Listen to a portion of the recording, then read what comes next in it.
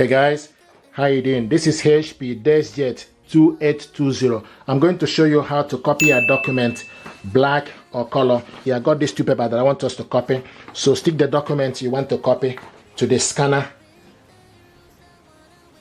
face down, close it.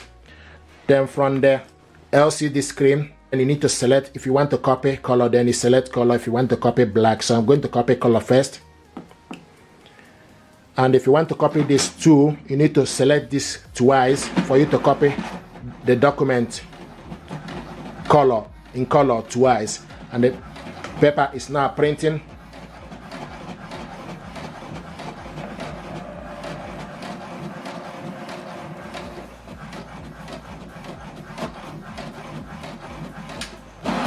So this is the document you copied, colored.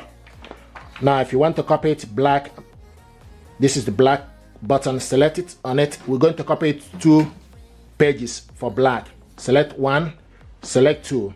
So, and the number, keep an eye on the LCD screen, the number will change to 2. So we are copying this black 2 pages. This is the first one. And you can see the black is a bit faster in terms of the speed. The black is 7.5 print per minute for black. In color is 5.5.